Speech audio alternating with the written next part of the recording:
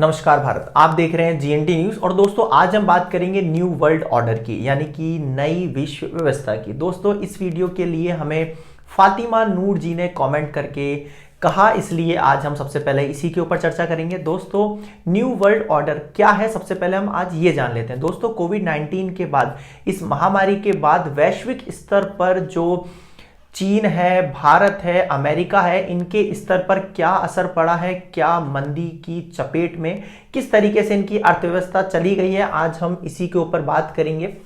दोस्तों कोविड-19 जो इस वक्त चल रहा है, इसके अंदर जो अमेरिका है, महाशक्ति कहा जाता है, उसके स्तर में कितना गिरावट आई है, और जो भारत है जैसे जो अन्य देश है जिन्होंने दूसरे देशों की मदद की है और पूरे विश्व में उनकी सराहना की गई है, और अन्य देश जैसे कि चीन जिसको सभी ने कोविड-19 के लिए जिम्मेदार ठहराया है, लेकिन फिर भी जो चीन है वह वैश्विक स्तर पर अपने दबदबे को कायम रखते हुए आगे बढ़ रहा है। दूसरी तरफ भारत जैसे अन्य जो देश हैं जो दूसरों की मदद करते आ रहे हैं और इस कोविड-19 में उनके लिए फंड जुटा रहे हैं, उनका स्तर जो है घटा है या बढ़ा है, यही जो है न्यू वर्ल्ड ऑर्डर है, यानी कि नई विश्व व्यवस्था है। कोविड-19 महामारी के बीच इस वक्त अमेरिका अपने सबसे निचले स्तर पर है, तो दूसरी ओर जो चीन है वह खुद को वैश्विक नेता के रूप में पेश कर रहा है। अगर दूसरी ओर हम बात करें तो जो अन्य देश हैं, सभी देशों की अगर हम बात करें तो सभी देश जो है उनकी अर्थव्यवस्था जो है कोविड-19 में पूरी तरीके से चरमरा गई है, लेकिन फिर भी कुछ देश हैं जो अपने क्षेत्रीय स्तर पर खुद को उभारने में लगे हैं, जैसे कि भारत, चीन, ऑस्ट्रेलिया, रूस जैसे अन्य देश जो हैं खुद को क्षेत्रीय स्तर पर उठाने में लगे हैं और वैश्विक स्तर पर अपनी राजनीति जो है उसमें अपनी छाप छोड़ने पे, अपना दबदबा जमाने में कुछ कायम हो सकते हैं। सबसे पहला है दोस्तों चीन और अमेरिका के बीच गर्मा गर्मी से बचना। दोस्तों जब भी चीन और अमेरिका के बीच कोई वैचारिक टकराव होता है, यह इसे ट्रेड वॉर में बदल देते हैं, इसलिए सभी देश अपनी जो निर्भरता है वह इन देशों पर कम से कम करना चाहते हैं और खुद को इनसे थोड़ा अलग करना चाहते हैं। जो अन्य देश हैं, कंपनीज हैं, वह अपने प्रोडक्शन हाउसेस को धीरे धीरे एशिया की तरफ शिफ्ट करने के लिए बढ़ रहा है, सोच रहा है। एशिया की अगर हम बात करें तो उसमें सबसे जो दबदबा जिन देशों का है वह रूस है, चीन है, भारत है। तो भारत के लिए यहाँ पर बहुत ही सुनहरे मौके हैं वैश्विक स्तर पर खुद की छाप, खुद को पेश करने के लिए। दोस्तों अगर हम अमेरिका की बात करें तो अमेरिका अपने ट्रस्टीज देशों के साथ मिलकर एक ऐसा अलायंस बनाना चाहता है ताकि वह जो चाइना की सप्लाई चेन है उसको ब्रेक कर सके, उसको तोड़ सके। उस सप्लाई चेन को तोड़ने के बाद वह अपने जो अलायंस देश हैं उन सबके साथ मिलकर एक नए तरीके का ग्लोबलाइजेशन तैयार करना चाहता है। यहां पे चाइना की अगर सप्लाई चेन टूटेगी तो उसकी अर्थव्यवस्था पूरी तरीके से चरमरा जाएगी, यह अमेरिका का प्लान है। लेकिन क्या यह इतना आसान है? जो चाइना की सप्लाई चेन है उसको तोड़ना क्या इतना आसान है? अमेरिका और अमेरिका के साथ जिन ट्रस्टीज देशों को वो मिलाना चाहता है उन सब के लिए कि वह उसकी जो चेन है, सप्लाई चेन है, उसको ब्रेक कर देंगे। दोस्तों यह जो सप्लाई चेन है वो इतनी उलझी हुई है कि किन देशों से आप कुछ इंपोर्ट कर रहे हो, एक्सपोर्ट कर रहे हो, ये चीज मतलब गाड़ी की अगर एक कार की मैन्युफैक्चरिंग है तो उसमें कुछ पार्ट्स यहां से इंपोर्ट है, एक्सपोर्ट है। अगर हम एक चेन को ब्रेक कर देंगे तो वो कंप्लीट कैसे होगा? जो मैन्युफैक्चरिंग कंप्लीट होना है वो मैन्युफैक्चरिंग कंप्लीट कैसे होगा अगर वो चेन ही ब्रेक हो जाएगी? हम पूरी तरीके से चाइना पे बैरियर्स लगा देंगे तो वो चेन जो है वो पूरी तरीके से टूट जाएगी, लेकिन उससे जो मैन्युफैक्चरिंग होनी है उस पर भी काफी असर पड़ेगा, चाहे वो चाइना में हो मैन्युफैक्चरिंग या फिर अन्य किसी देश में हो, रूस, अमेरिका, इंडिया, कहीं पर भी हो वो मैन्युफैक्चरिंग, उस पर भी काफी फर्क पड़ेगा। तो ये जो चेन है वह इतनी उलझी है क्योंकि उसको ब्रेक करने के बाद आपके पास भी तो कुछ होना चाहिए। मतलब आप अगर उस चेन को ब्रेक कर रहे हो, वहां से अगर आप इंपोर्ट नहीं कर रहे हो, चाइना से इंपोर्ट नहीं कर रहे हो, तो आपके पास उस स्तर के जो मटेरियल्स हैं वो अवेलेबल होने चाहिए ताकि आप वो मैन्युफैक्चरिंग कर सको।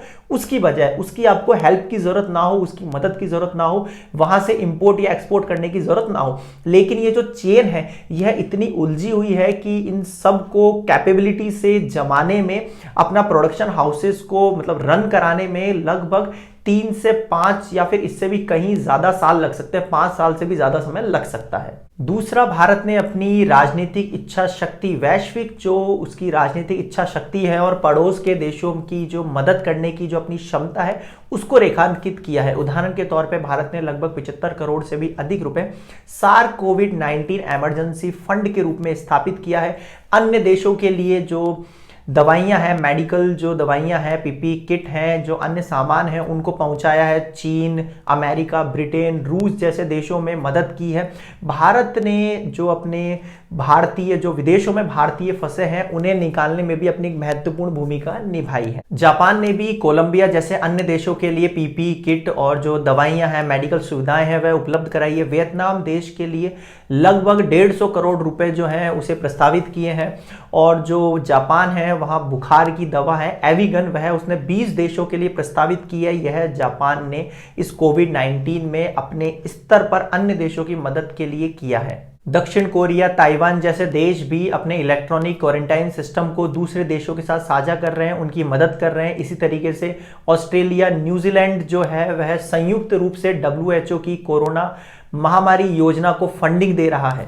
फ्रांस की MSF जैसी मानवीय संस्थाओं ने EU देशों के लिए अस्पताल स्थापित किए हैं। फ्रांस ने जो अफ्रीकी देशों के लिए लगभग 1.2 अरब यूरो की जो हेल्थ कार्यक्रम है उसकी शुरुआत की है। फ्रांस, इटली, नीदरलैंड के ICU मरीजों का इलाज जो है इस वक्त जर्मनी कर रहा है। यह सभी देश अपनी क्षेत्रीय वस्तुओं का इस्तेमाल कर चीन और अमेरिका पर से अपनी जो निर्भरता है उसे कम से कम करना चाहते हैं। यह अपने क्षेत्रीय वस्तुओं का इस्तेमाल करके पूरे विश्व में खुद का एक जो कह सकते हैं आप सप्लाई का जो चेन है उसको बनाना चाहते हैं। खुद आपस में अपने जो संबंध है उनको सुधारना चाहते हैं ताकि इनकी जो निर्भरता है वह चीन, अमेरिका जैसे जो महाशक्तियां हैं उन पर से घटकर आपस में हो जाए। मतलब कि यह ये चाहते हैं जैसे कि फ्रांस है, इटली है या भारत है, ये जो ब्राजील है, ये जो अन्य देश हैं आपस में अपने संबंधों को बुन रहे हैं और एक नई विश्व व्यवस्था का आगाज कर रहे हैं। एक नई विश्व व्यवस्था, एक न्यू वर्ल्ड ऑर्डर क्रिएट कर रहे हैं जिसके अंदर चीन और जो अमेरिका है उसकी सप्लाई चेन को ब्रेक कर सके, उसकी सप्लाई चेन को बाधित कर सके और खुद अपने जो इनके जो मटेरियल्स हैं, इनकी जो उपलब्धता है उसको बढ़ा सके। आज यह सभी देश जो है इन सप्लाई चेन को, इन पे निर्भरता है उसको कम करना चाहते हैं और इस कोविड-19 में ये जरूरी भी है। दोस्तों, इस वक्त जो चीन है उसका रवैया जो अन्य देशों में किस तरीके से वह खराब क्वालिटी की जो अपने सामान है, मतलब जो उसके मेडिकल से रिलेटेड जो भी सामान उनको सप्लाई कर रहा है और हम सभी उस पर निर्भर हैं। पूरा विश्व कहीं ना कहीं चीन पर पूरी तरीके से आश्रित हो चुका है, जो कि उसे नहीं होना चाहिए। अगर वो उन सब देश उन पर आश्रित हो जाएंगे तो वो कैसी भी क्वालिटी का सामान भेजे, हमें वो लेना ही होगा, क्योंकि उस सामान का जो चेन है वह चीन से होकर ही गुजरेगा। तो हमें वह सामान वहां से लेना ही होगा, इंपोर्ट करना ही होगा। तो हमें अपने इंपोर्ट एक्सपोर्ट सामानों का आदान प्रदान जो है, ट्रेड में जो बैरियर्स है वो लगाने की जरूरत है और अपनी जो सामान है, अपनी जो उपलब्धता है सामानों की, मटेरियल्स की, उनको बढ़ाना होगा। और दूसरे देश जो अन्य छोटे देश है उन सब से मिलकर हमें जो है चीन की जो सप्लाई चेन है उसे ब्रेक करना होगा। इन सभी में लगभग 3 से 5 साल या फिर इससे भी कहीं ज्यादा समय लग सकता है, लेकिन दोस्तों यही सही समय है खुद को वैश्विक स्तर पर राजनीतिक इच्छा शक्ति को बढ़ाने को और खुद को प्रस्तुत करने का। दोस्तों, कोविड-19 के खत्म होते होते यह देखना होगा कि कौन सा देश जो वैश्विक स्तर पर वैश्विक नेता के रूप में उभर कर आता है और क्या बाकी देश उसको समर्थन देते हैं या नहीं।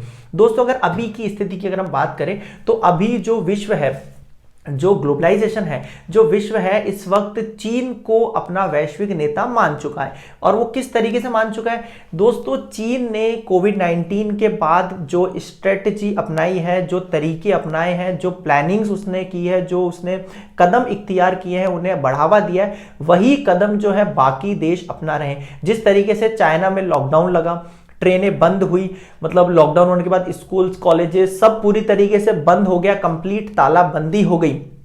किस तरीके से वहां पे जो है कानून इख्तियार किए गए, सरकार ने लोगों को प्रेशराइज किया, दबाया पूरी तरीके से, वही जो सिस्टम है, वही स्ट्रेटेजी चाइना को देखकर अन्य देशों ने की है। अन्य देशों के अंदर जो भारत के भी नाम ले सकते हो, अमेरिका भी की बात कर सकते हो, सभी देशों ने चाइना की स्ट्रेटेजी को फॉलो किया है। तो दोस्तों यहां इस वक्त यह साफ नजर आ रहा है कि हम चाइना को धीरे धीरे फॉलो करते जा रहे हैं। जिस तरीके से जो स्ट्रेटेजी चाइना अपना रहा है वही स्ट्रेटेजी भारत और अन्य देश भी अपना रहे हैं। लेकिन क्या यह सही साबित होगा?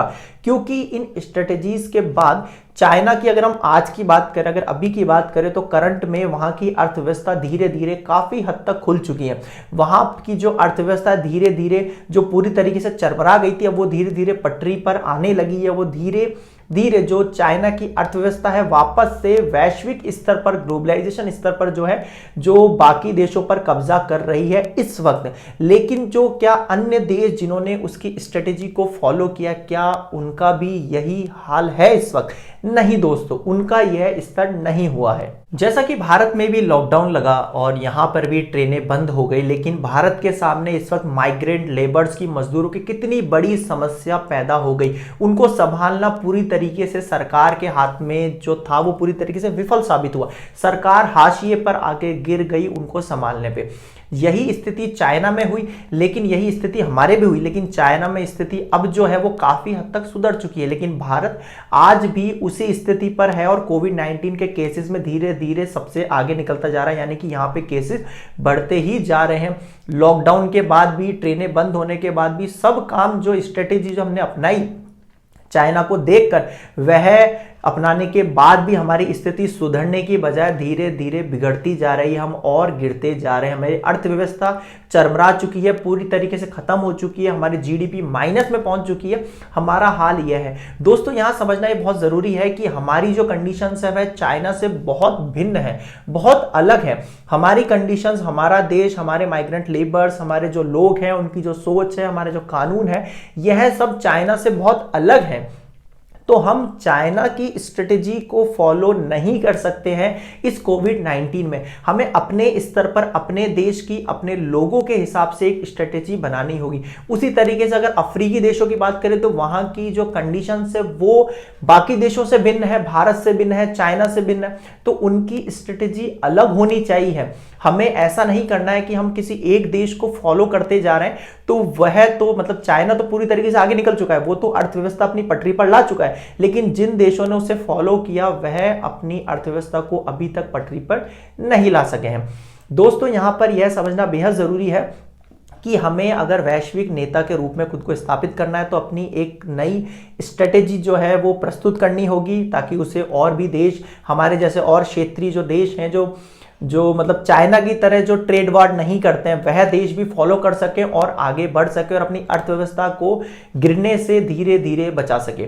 दोस्तों यहां पर अब देखना यह होगा कि न्यू वर्ल्ड ऑर्डर जो है, ये नई अर्थव्यवस्था जो है, पूरे देश, पूरे विश्व की जो अर्थव्यवस्था जो है सुधरेगी, उसमें कौन सा देश है इस ऑर्डर में जो अपने आप को आगे ला सका है। दोस्तों अगर हम भारत की बात करें तो भारत, रूस जो है अपनी एक अच्छी पकड़ रखते हैं और चीन और अमेरिका से इस वक्त अगर अपनी स्ट्रेटेजीज को सुधारें और बेहतर करें तो हो सकता है हम इन देशों से आगे निकल सकते हैं। लेकिन हमें इसके लिए अपनी कंडीशंस के अकॉर्डिंग अपनी जो स्ट्रेटेजीज हैं वो बनानी होगी। हमारे जो तरीके होंगे वो हमें अपने लोगों के हिसाब से बनाने होंगे, ना कि चाइना को देख कर बनाने होंगे। तभी हम सही मायने में वैश्विक नेता के रूप में खुद को आगे बढ़ा सकते हैं, वैश्विक स्तर पर अपनी राजनीतिक इच्छा शक्ति को बढ़ा सकते हैं। दोस्तों आगे देखना होगा 2020 के खत्म होते होते, और जो 2021 आएगा उस वक्त देखना होगा कोविड-19 का असर किस तरीके से अर्थव्यवस्था पर रहता है और क्या भारत अपने आप को न्यू वर्ल्ड ऑर्डर में जो ऊपर के स्तर पर जमा पाता है या नहीं।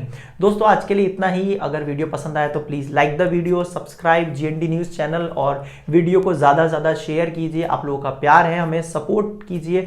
और अगर वीडियो पसंद आया तो जरूर please like the video, subscribe GND news channel और कमेंट बॉक्स में कमेंट करके जरूर बताएं आपकी इस पर क्या राय है, आप इस पर क्या सोचते हैं, आप भारत की स्थिति को कितना बेहतर समझते हैं और वह बेहतर बनने के लिए और भारत के पास क्या ऑप्शंस हैं। आज के लिए इतना ही। धन्यवाद। जय हिंद, जय भारत।